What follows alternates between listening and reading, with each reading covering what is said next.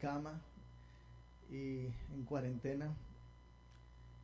La primera ronda nos había tocado muy libre, solamente la familia mía fue la que cayó en el COVID, pero ahora bueno, hay 4 familias que están, 2 confirmadas y 2 que no están tan confirmadas, pero bueno, todavía estamos en espera de eso.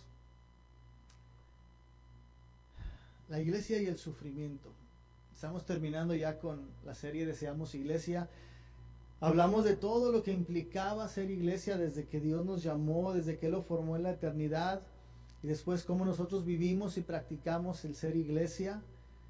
Y antes de terminar este tema, vamos a hablar por qué Dios permite el sufrimiento en la iglesia. Porque vimos lo que Dios hizo, vemos lo que tenemos que hacer, pero a veces dice, bueno, ¿y cómo lo vives? Tratamos de explicarlo lo más que se podía, ver cómo podíamos vivir el ser iglesia, pero cuando te sientes atacado de la manera en la que hoy está siendo atacada la iglesia, no solo por la sociedad, por la cultura, por Satanás, por lo que está pasando en el mundo también.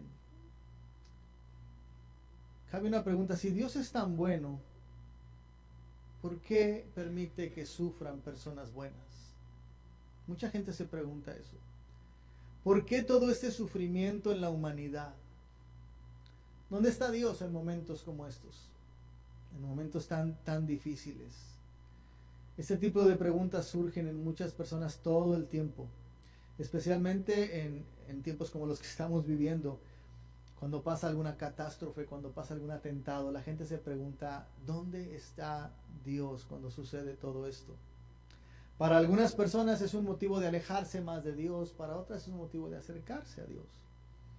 Personas que nunca han escuchado ni creído en Dios, tal vez menos en Jesús, son los que a veces tratan de ridiculizar las creencias bíblicas, preguntando ¿y dónde está Dios? Y hay un pasaje en la escritura, un salmo que dice, un proverbio que dice que hay unas personas que están cuestionando a otros, ¿dónde está su Dios? Que no se ve. El mismo profeta Isaías vivió eso con él se lo decía a los profetas, de Baal. Siempre el hombre tiene ese cuestionamiento contra aquella deidad que uno profesa. Es probable que muchos de los que estamos aquí en la iglesia, aunque nos decimos y nos llamamos cristianos, tal vez nos estemos haciendo estas mismas preguntas. ¿Por qué sufre tanta gente buena? ¿Dónde está Dios cuando pasa todo ese sufrimiento? Una respuesta que te voy a dar a esa primera pregunta, ¿por qué sufre la gente buena? Romanos 3, versículo 10. Esta es la perspectiva de Dios. Así está escrito, no hay un solo justo, ni siquiera uno. No hay quien entienda, nadie que busque a Dios. Todos se han descarriado, a una se han corrompido. No hay nadie que haga lo bueno, no hay uno solo. Desde la perspectiva de Dios no hay una sola persona que en realidad sea buena. Así es que no hay ninguna persona buena que está sufriendo. Todos los que están o estamos sufriendo somos personas malas. Tal vez esté habiendo un shock en tu cabeza y dices, entonces, ¿qué soy? ¿Yo soy tan malo? Desde la perspectiva de Dios, sí. Desde que somos pecadores, no podemos ofrecerle absolutamente nada a Dios. No podemos darle nada a Dios. Todo lo que sale de un cuerpo pecador es pecado. Todo lo que sale de un alma pecadora es pecado. Porque está totalmente contaminado por eso. Y no hay nadie que busque ni que se acerque a Dios. Por eso es que Dios tuvo que venir a buscarnos. Él tuvo que acercarse con nosotros para rescatarnos. Y cuando Él hace eso y nos transforma y nos limpia y nos purifica, es que nosotros podemos presentar algo digno de Él. Porque es su Espíritu el que lo está haciendo en nosotros. No somos precisamente nosotros mismos como seres humanos creados. Somos ahora transformados, investidos por el poder del Espíritu Santo, y es por eso que le podemos dar a Dios lo que Él se merece. De hecho, hay un pasaje en las Escrituras, y más adelante también en Romanos 3 lo dice, pero dice, por la bondad del Señor es que no hemos sido consumidos. Por la bondad del Señor es que no hemos sido consumidos. Son sus misericordias. Su amor y su gracia la que nos ha sostenido hasta el día de hoy. Solamente en la historia de la humanidad, solamente ha existido una persona buena y justa que sufrió injustamente. Y ese fue Jesucristo. Segunda de Corintios 5:21. Al que no cometió pecado alguno, por nosotros Dios lo trató como pecador, para que en él recibiéramos la justicia de Dios. En él no había pecado, pero fue tratado como pecador, para que tú y yo pudiéramos hoy presentarnos delante de Dios como si no fuéramos pecadores. Otra versión, hay una versión parafraseada, creo que la Biblia latinoamericana, si no me equivoco. Dice este versículo: Dios tomó a Jesús y lo puso en mi lugar, y lo tomó a él, y me tomó a mí y me puso en su lugar. A él lo declaró culpable y a mí me declaró justo. Eso es lo que Dios hizo con nosotros. Si no fuera por la bondad y la misericordia de Dios, la humanidad habría dejado de existir tal vez desde Adán y Eva, o desde Noé. Pero Dios tuvo misericordia de nosotros. Hoy pensamos que este COVID está haciendo estragos en el mundo.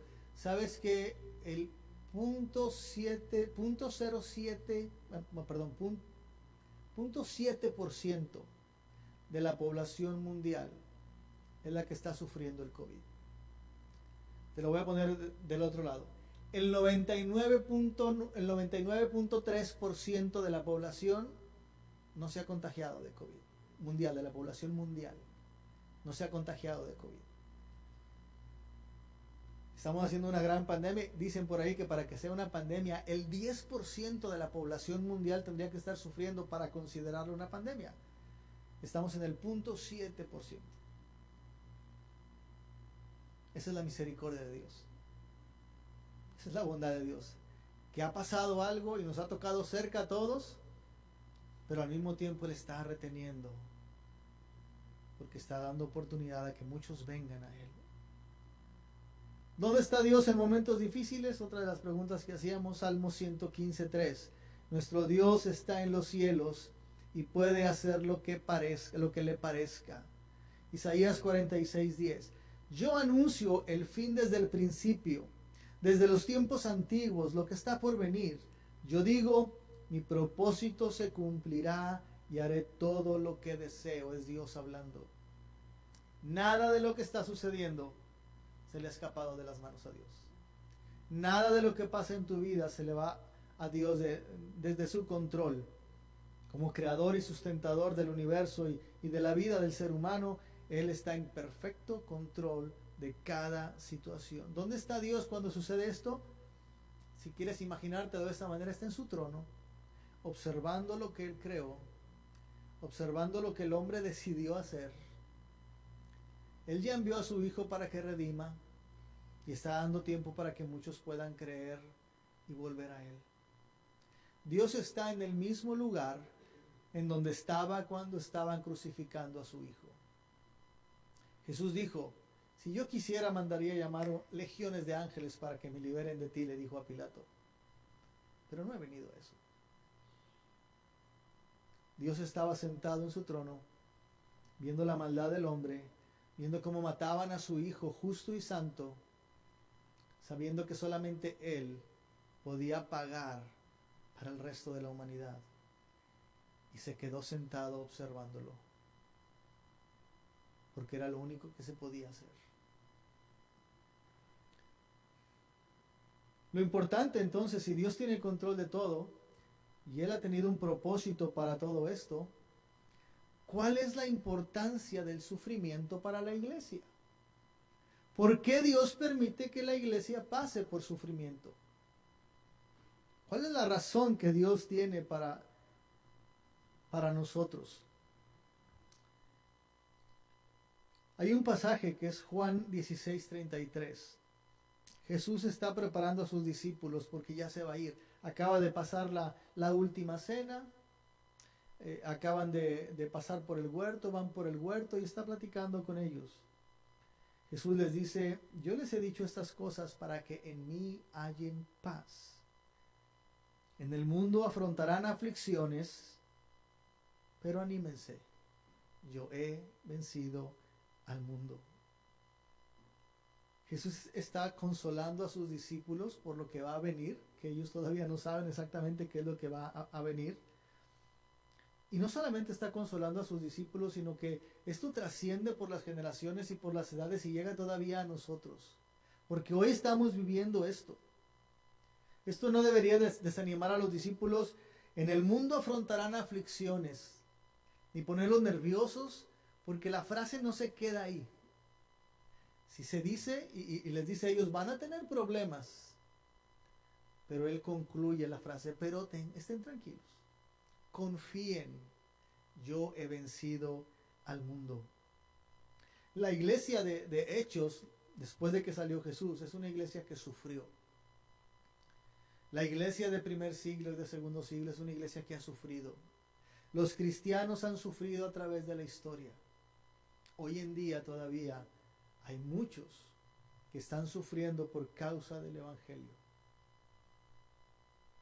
El ser cristiano no es sentarte en un lugar apacible. No es, como dicen, sentarse en sus laureles y disfrutar. El ser cristiano implica tener que pasar por problemas. Jesús no les dijo, ustedes no van a pasar por problemas, tengan confianza. Jesús les dijo, van a tener aflicciones, van a sufrir, pero confíen, yo he vencido al mundo. ¿Por qué no es eliminado el sufrimiento de la iglesia? ¿Por qué experimentamos estas situaciones como la que estamos viviendo hoy de persecución o del COVID? Para muchos en México escuché que muchos pastores, por lo menos en la rama donde conozco yo, la iglesia presbiteriana, muchos pastores presbiterianos han muerto. Y muchos de ellos fue porque estaban atendiendo a su iglesia, donde fueron contagiados y fallecieron. Y la familia sufre y la iglesia sufre. ¿Por qué Dios no elimina el sufrimiento? Dios tiene algunos planes para el sufrimiento. Y déjame decirte por lo menos 5 cosas que Dios tiene para usar el sufrimiento como una herramienta para ayudarnos. La primera, el sufrimiento nos ayuda a arrepentirnos. El sufrimiento nos ayuda a arrepentirnos. Lucas capítulo 13, versículos 4 y 5. Está haciendo referencia a algunas personas que les dice a sus discípulos y a los que estaban ahí con él, a los fariseos, o piensan que aquellos 18 que fueron aplastados en la torre de Siloé eran más culpables que todos los demás habitantes de Jerusalén. Les digo que no. De la misma manera todos ustedes perecerán a menos que se arrepientan. Alguien se creía más santo, más justo. ¿Y tú crees que aquellos que se murieron en aquella construcción que se cayó, se murieron porque eran más pecadores que tú? Tú eres igual que ellos. Y te va a pasar lo mismo que ellos, a menos de que te arrepientas. Momentos difíciles que puede atravesar cada creyente le permiten darse cuenta de lo débiles que somos y de la necesidad que tenemos de Dios. Nos permite entender cuán lejos estamos muchas veces de Dios. Arrepentirse hace que podamos volvernos a Él. Arrepentirse no hace que esa torre no vaya a caer. El arrepentirnos no quiere decir que entonces te vas a librar de esa torre, porque eso es lo que está diciendo en el pasaje. ¿Tú crees que ellos eran mejor que tú? No, tú eres igual que ellos. Y que tú te arrepientas tal vez no va a evitar que venga el sufrimiento. Pero el que tú te arrepientas te va a salvar para la eternidad. Esa es la diferencia. El que tú te arrepientas hoy te va a cuidar tu vida Jesús para la eternidad. No quiere decir que necesariamente no vas a pasar aquí ningún sufrimiento. Primera de Corintios capítulo 7 versículo 14. Perdón, es Primera de Crónicas. Si mi pueblo que lleva mi nombre se humilla y ora y me busca y abandona su mala conducta, yo lo escucharé desde el cielo, perdonaré su pecado y restauraré su tierra. Y muchos lo toman para decir, ¿sabes qué? Si yo lo hago, entonces me va a ir bien. No necesariamente va a pasar eso. Te está asegurando que en el cielo vas a tener tu lugar. Si en su infinita bondad Él quiere ayudarte y bendecirte aquí para que bendigas a otros, qué bueno. Pero no vengamos a Dios arrepentidos para esperar que Él nos vaya a ayudar, para esperar que Él me quite la enfermedad, para esperar que Él levante mi economía, para esperar que Él regrese a mi familia, a mi esposo, a mi hijo, para esperar que Él haga algo bueno y yo pueda descansar. Él puede hacerlo, no estoy diciendo que no, pero no es el fin principal. El arrepentimiento es para poder estar con Él en la eternidad. Mucha gente se arrepiente y como quiera murió. El ladrón que estaba con Jesús en la cruz se arrepintió de todo corazón. De todo corazón se arrepintió en la cruz. Y Jesús no lo bajó para darle más vida. Jesús se lo llevó con Él. ¿Me explico? Este pasaje que leímos de Crónicas, ¿qué es lo que ha hecho el pueblo? El pueblo se ha aferrado a ídolos. Ese es el problema principal que el pueblo de Dios ha atravesado. Hemos visto en las series que hemos estado viendo en la televisión sobre el pueblo de Israel, cómo el pueblo vuelve, lo que hemos estado hablando de jueces, cómo el pueblo vuelve a la maldad, vuelve a la maldad, vuelve a la maldad. Esa es la naturaleza del hombre. ¿Y por qué? En este último jueves vimos cómo el pueblo vuelve a tener ídolos y a hacerse de ídolos. Hoy en día el cristianismo aún está invadido con ídolos que nosotros mismos nos hacemos. Tal vez no son imágenes, pero a veces nos hacemos ídolos en el corazón. Mi estatus, mi carro, mi trabajo, mi vida, mi físico. Dios permite muchas veces el sufrimiento para poder quitarnos esos ídolos. Así es que el sufrimiento sirve para que vengamos arrepentidos delante de Él, sirve para arrepentirnos, para reconocer que tenemos que arrepentirnos porque no le estamos dando a Él lo que Él se merece. Una pregunta, ¿en qué estás confiando y en dónde estás poniendo tu esperanza y tu gozo? ¿En cosas materiales o en Él? Si lo estás poniendo en cosas materiales, creo que ya te has dado cuenta que en cualquier momento se pueden ir. En cualquier momento se pueden perder. Si estás poniendo tu gozo y esperanza en Él, te vas a dar cuenta que lo primero que tienes que hacer es venir delante del arrepentido porque no le has dado su lugar a Él. Y muchas veces Dios utiliza el sufrimiento para traernos a ese punto, quitarnos esos ídolos y ponerlo a Él solamente enfrente. Número 2. El sufrimiento perfecciona el carácter.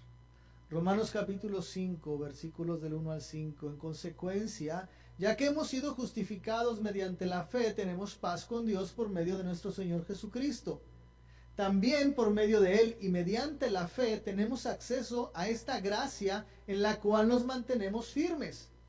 Así que nos regocijamos en la esperanza de alcanzar la gloria de Dios. Y no solo esto, sino también en nuestros sufrimientos, porque sabemos que el sufrimiento produce perseverancia. La perseverancia, entereza de carácter. La entereza de carácter, esperanza. Y la esperanza no nos defrauda, porque Dios ha derramado su amor en nuestro corazón por el Espíritu Santo que nos ha dado. Isaías también decía, el carácter firme lo guardarás en perfecta paz, porque en ti confía. ¿Cómo es perfeccionado el carácter? Cuando nuestros ojos están puestos en la esperanza gloriosa a la que Dios nos ha llamado, cuando estamos poniendo los ojos en lo importante, en lo que en realidad vale, cuando vienen estas situaciones de problemas y de sufrimientos, no hay nada que te pueda quitar la esperanza que tienes en Él. Y eso lo vives y lo expresas en tus acciones. Cuando tú no tienes nada de qué agarrarte, cuando no sientes el piso y que estás con el agua hasta arriba y no sientes el piso y cualquier ola que viene te mueve muy fácil. No sé si te ha tocado estar en el mar. Cuando tú llegas al mar y empiezas a hundir un poquito los pies y te dejas que la tierra te agarre, puede venir la ola y no te saca de ahí. Es algo de lo que se está diciendo. Para que uno tenga un carácter estable, un carácter firme, un carácter constante, lo que tienes que hacer es cimentarte en Él. Es poner tus ojos en Él. en la esperanza gloriosa que Él nos ha dado. Es el Evangelio, es todo lo que Él hizo, lo que nosotros no podemos hacer. Eso le permite al creyente no solo soportar la prueba, sino también soportar la tentación. Un carácter fortalecido sabe que cualquier cosa que le lleve a fallarle al Señor no vale la pena. Cualquier cosa que tú tengas adelante y que la evalúas y dices, eso me va a hacer que yo le falle a Dios, no vale la pena. Sabes tomar decisiones. Un carácter fortalecido tiene dominio propio. Dios utiliza el sufrimiento, como decía en Romanos, porque sabemos que el sufrimiento produce constancia, perseverancia, y la perseverancia desarrolla el carácter. Por ahí Santiago también decía que cuando uno piensa las cosas, pecamos de nuestra propia concupiscencia, dice, y cuando tú ves las cosas y las piensas, las llevas al corazón y las haces. Alguien lo explicaba de esta manera: si tú haces una cosa, es una acción que hiciste. Si tú robaste un lápiz, fue una acción. Pero si tú vuelves a robar el lápiz y vuelves a robar un lápiz y luego robas un borrador, se puede empezar a hacer una costumbre. Y si tú sigues alimentando esa costumbre, se te va a hacer un estilo de vida. Eso es lo que pasa con el carácter. Si tú aprendes a cimentarte en Dios, si tú pones tus ojos en Dios y dejas que Él te tome y tú te tomas de Él, cuando vengan los sufrimientos y lo estés viendo a Él, y viene otro sufrimiento y lo estás viendo a Él, y viene otra prueba y lo estás viendo a Él, y viene una tentación y lo estás viendo a Él, eso empieza a desarrollar tu carácter. Y deja de hacer una sola acción, deja de hacer una costumbre, se convierte en un estilo de vida. Por eso Dios utiliza el sufrimiento. En otra, Santiago lo maneja como las pruebas. Considérense muy dichosos cuando estén pasando por diferentes pruebas, porque la prueba de vuestra fe produce paciencia, dice él. Y aquí habla de constancia también. Dios utiliza las pruebas, entonces, para traernos al arrepentimiento. Dios utiliza los sufrimientos, las pruebas, para fortalecer el carácter. Número 3. Dios utiliza el sufrimiento para llevarnos a depender de Él, para enseñarnos a depender de Él. Santiago capítulo 1, versículos 2, 3 y 4. Hermanos míos, el que acabo de mencionar ahorita, considérense muy dichosos cuando tengan que enfrentarse con diversas pruebas, pues ya saben que la prueba de su fe produce constancia, y la constancia debe llevar a feliz término la obra, para que sean perfectos e íntegros, sin que les falte nada. Dios utiliza el sufrimiento para hacernos de un carácter firme, para mantenernos. Pero esto solamente se logra cuando venimos en sumisión a Dios, cuando venimos a depender de Él. Es como si Santiago abriera un poquito más el panorama y agrega el aspecto de no solo el sufrimiento, sino de la prueba, que deberíamos sentirnos gozosos cuando estamos pasando por todo esto. Alguien lo ponía así como cuando empiezas una dieta y a veces es bien pesado hacer la dieta y estás sufriendo un poco porque en vez de tener una hamburguesa tienes una lechuga o tienes una ensalada y como que se vuelve bastante difícil hacerlo. Pero cuando te acostumbras a hacerlo, por ahí decían la dieta de los 21 días, porque dicen que si tú haces algo 21 días, se te hace una costumbre hacerlo. Y si tú lo sigues haciendo, se te hace un estilo de vida para hacerlo. Así es que si aprendemos a venir a Dios en cada momento, si aprendemos a visualizar las pruebas y los sufrimientos y venir de rodillas en Dios, someternos a Dios, no solo arrepentirnos, que lo acabamos de ver, no solo decir Dios me está forjando el carácter y tengo que salir adelante, sino también decir, ¿sabes qué? Me tengo que arrepentir, Él está haciendo algo en mí, pero reconozco que yo no puedo solo. Necesito venir a su cobertura, a su ayuda. No me estoy dando yo la posición de que, bueno, ya me arrepentí, el Señor ya me ve con buenos ojos, Él está trabajando en mí, voy a poder. Ya puedo hacerlo sin Él. es venir a estar sometido a Él. No es hacernos fuertes como persona, sino fortalecer la dependencia que tenemos en Dios. No es hacernos fuertes como personas, sino es fortalecer la dependencia que tenemos en Dios. ¿Sí? Dios no quiere que seas más fuerte y que tú creas que tú puedes. Quiere que dependas más de Él. Por ejemplo, el haber pasado por falta de trabajo, tal vez por esta situación que estamos viviendo, y entender que el Señor es tu proveedor. Ese sufrimiento de ausencia de dinero o de situaciones económicas nos llevan a depender de Él. ¿Ya te arrepentiste por lo que Él haya puesto en ti? ¿Estás soportando la prueba de no tener dinero? Pero te lleva a someterte a Él para decirle: Señor, ahora sí que solamente tú puedes proveerme. Ahora sí que solamente tú puedes decirlo. Me platicaba Daniel hace poquito, dando un testimonio de lo que él estaba viviendo con esta falta de trabajo, y dijo: pastor, estoy impresionado que Dios no me ha dejado. Y literalmente le trajeron alimento a la puerta de su casa, y él les puede contar ese testimonio. Él está aprendiendo, y él lo ha dicho, a depender de Dios. Ahora que operaron, perdón que hable de ellos, pero es testimonio que nos ha dado, lo cual me impacta cuando lo escucho de alguien que está conociendo a Dios de esa manera. Cuando operaron a Revi de urgencia, a su esposa de urgencia, y él tenía que ir a trabajar porque dijo: ¿cómo pago la renta? Estando en el trabajo, tenía la mente en su casa y dijo: ¿qué estoy haciendo aquí? Voy a ganar $100 en el día y mi esposa está sufriendo con 3 niños. Necesito ir a estar allá. Señor, creo que mi responsabilidad es estar allá. Tú te encargarás de proveer. El siguiente día, alguien lo visitó y le llevó una ofrenda que le estaba pagando sus días de trabajo que no pudo trabajar.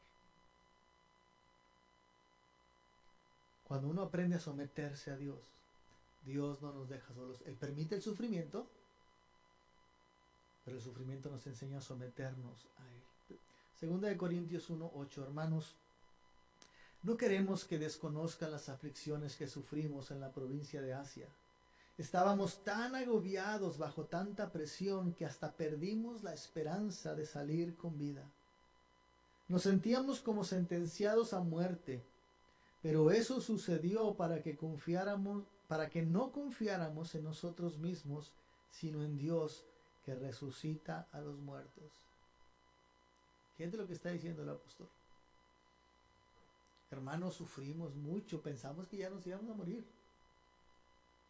Pero eso nos ayudó a confiar, al recordar que aunque muriéramos, si Dios quiere, nos vuelve a levantar. Eso abarca todo. Si el dinero se va, si Dios quiere, te lo vuelve a dar. El sufrimiento nos ayuda a venir a someternos a Dios. Número 4. El sufrimiento nos lleva a experimentar el gozo real. Si tú te arrepientes, si Dios empieza a trabajar en ti el carácter de Jesús, a hacerte como Jesús en su carácter, y la primera respuesta de eso pudiera ser a someternos como Jesús se sometió a su Padre cuando le dijo: te vas a ir al mundo y vas a morir por ellos, y vas a sufrir por ellos. ¿Saben qué fue lo que hizo Jesús? En lugar de ver el sufrimiento que iba a pasar, Él vio lo que venía después. Hay un pasaje en Hebreos que dice: por el gozo puesto delante de Él, sufrió la cruz. Jesús no estaba viendo lo que va a pasar con mi cuerpo, Él estaba viendo lo que iba a pasar después de la muerte a Él y a nosotros, porque Dios lo iba a resucitar. Y con Él nos garantizaba la resurrección, a nosotros también la vida eterna. El sufrimiento nos lleva a darnos cuenta de que todo esto que tenemos hoy, que no nos satisface puede ser cambiado por un gozo permanente que no se desvanece. Si te sientes feliz por un trabajo, creo que te has dado cuenta que en un día lo puedes perder. Si te sientes muy feliz por tu salud, te puedes dar cuenta que en un día la puedes perder. Sin embargo, lo que Dios te ofrece, el gozo que Dios te ofrece a través de su Espíritu, ese nunca se acaba. Pero para enseñarnos a disfrutar de ese gozo, Él muchas veces utiliza el sufrimiento. Para que podamos quitarnos de lo mundano y podamos poner los ojos en Él. Hebreos también habla de un ejemplo de Moisés. Moisés prefirió ser maltratado con el pueblo de Dios a disfrutar los efímeros placeres del pecado que tenía en Egipto, en casa de Faraón. Consideró que el oprobio por causa del Mesías era una mayor riqueza que los tesoros de Egipto, porque tenía la mirada puesta en la recompensa. Para él la tierra prometida, espiritualmente hablando, el cielo. Moisés dejó todo por ir a conocer a su Señor. Por eso es que Deuteronomio dice: nadie como Moisés, que pudo hacer las cosas, los milagros y portentos que él hizo, y que pudo ver la gloria de Dios. Muchas veces erróneamente tomamos un texto de Job. Después de tanto sufrimiento, dice que Dios le regresó el doble de lo que tenía. Y a veces tomamos algo así como decir: bueno, voy a aprender a sufrir porque después viene la recompensa de Dios y me va a dar el doble. Y ahí está puesto nuestro gozo, en que vamos a recibir algo. Pero bueno, como ya lo hemos platicado un poquito, no necesariamente eso va a suceder. La esperanza del gozo no es de que Dios te va a dar el doble. El gozo se vive en que lo vas a conocer a Él más. En que vas a aprender a depender de Él, en que el carácter de Jesús se va a forjar en ti. El sufrimiento nos ayuda entonces a arrepentirnos, a venir a los pies de Dios. Nos enseña a perfeccionar el carácter, a ser como Jesús. Nos enseña a depender más del Señor. Nos enseña a experimentar un gozo real, poniendo los ojos en lo que vale y no en lo que es efímero. Y número 5, el sufrimiento es atesorar el Evangelio. Dios permite que suframos para que podamos entender y amar el Evangelio. ¿Qué es el Evangelio? Todo lo que Jesús hizo por nosotros. Filipenses 3:10, el apóstol Pablo: lo he perdido todo a fin de conocer a Cristo, experimentar el poder que se manifestó en su resurrección, participar en sus sufrimientos y llegar a ser semejante a Él en su muerte. Deseché todo para conocer a Jesús. Y no nada más para conocer a Jesús, sino para tratar de hacer lo que Él hizo. Claro, en el entendido, Él no puede salvar a la humanidad. Pablo no podía salvar a la humanidad. Pero si Jesús estuvo dispuesto a sufrir por mí, yo quiero sufrir por Él, es lo que Pablo decía. El apóstol Pablo llegó a entender el Evangelio a una manera de, en realidad, cumplir Gálatas 2:20: con Cristo estoy juntamente crucificado, ya no vivo yo, Él vive en mí. Y él siguió los pasos de Jesús. El sufrimiento nos ayuda a entender. Dios no nos está pidiendo que hagamos lo mismo que el apóstol Pablo, pero sí permite que pasemos por ese sufrimiento para que podamos valorar lo que Él sufrió por nosotros. 2 Corintios 4:17: los sufrimientos ligeros y efímeros que ahora padecemos producen una gloria eterna que vale muchísimo más que todo sufrimiento. Lo que hoy estamos padeciendo, que nos lleva al arrepentimiento, que nos ayuda a desarrollar el carácter de Jesús, que nos ayuda a someternos a Él, que nos ayuda a experimentar un gozo real y verdadero, ese sufrimiento que en realidad es efímero porque un día va a pasar, nos ayuda a poner los ojos en la verdadera gloria.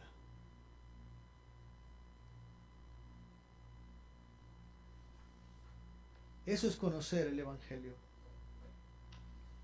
Eso es poder vivir el Evangelio. Entonces, si Dios lo permite y si nada sale de su control, el sufrimiento en la iglesia produce mucho fruto. Es ahí cuando el Evangelio es valorado y empezamos a vivirlo. Todo lo que hemos hablado en estas 18 semanas, deseamos, iglesia, es que podamos ver y entender por qué estamos aquí, cómo lo vamos a vivir. Y después de haber hablado de muchas cosas bonitas y de muchas cosas emocionantes y de muchas cosas que son retadoras, también tenemos que poner el ingrediente de la dificultad, cuando sufrimos, cuando hay pruebas. Fuimos creados para estar en la presencia de Dios. No podemos estar en su presencia lejos del Evangelio, sin saber todo lo que Jesús hizo, sin entender y creer todo lo que Jesús hizo. Y una de las maneras en las que tú lo abrazas y lo atesoras es cuando aprendes a sufrir un poquito de lo que Jesús sufrió. No es que Dios no nos quiera, para nada, es que nos quiere enseñar para que podamos atesorar el Evangelio.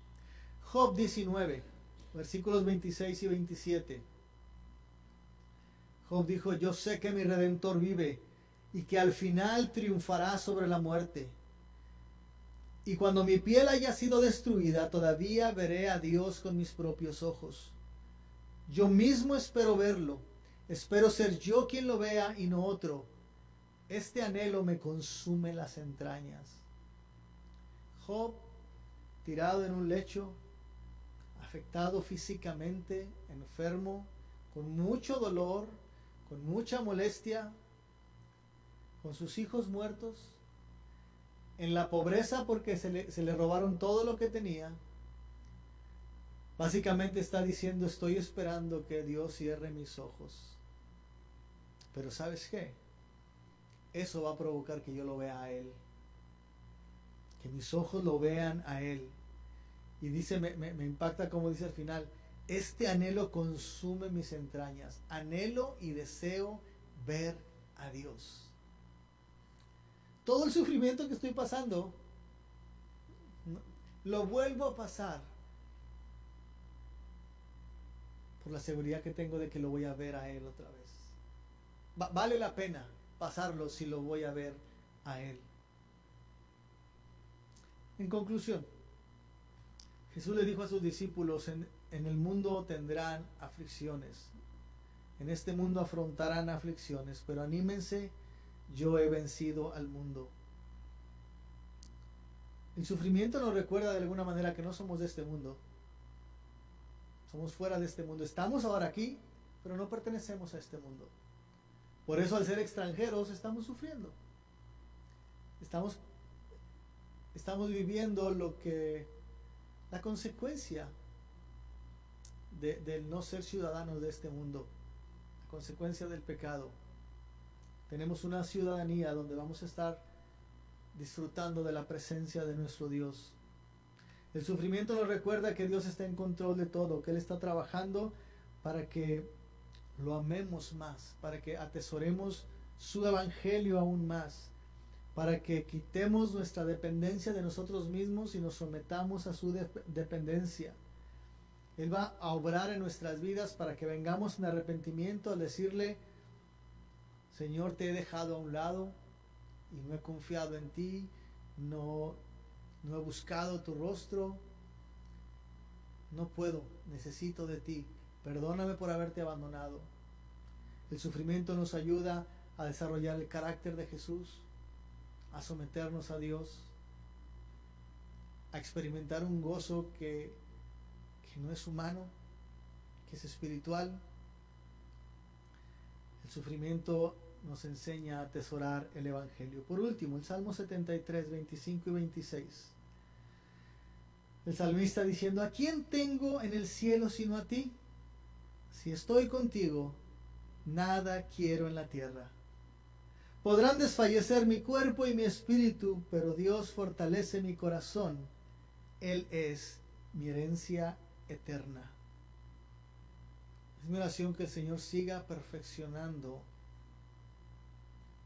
nuestra vida cristiana para honra y gloria de Él,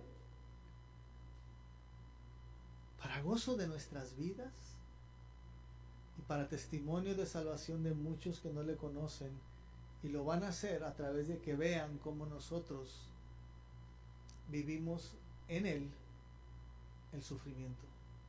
No solamente los momentos buenos, sino también cuando hay momentos difíciles. Quiero invitarte a que hagamos una oración y le puedas decir, Señor, hoy vengo a rendirme a tus pies. Vengo agradecido porque me perdonaste, porque cambiaste mi corazón, diste tu vida por mí en una muerte tan cruel, y todo eso lo hiciste porque me amaste. Aunque yo era un vil pecador, tú me amaste. Y es cierto, Señor, que hoy tenemos que sufrir un poco y vivir consecuencias del pecado.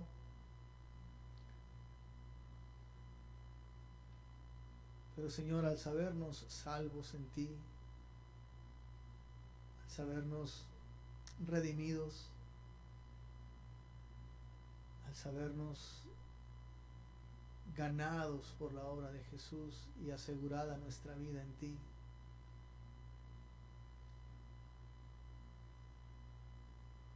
hoy lo único que podemos decirte, Señor, es te amamos.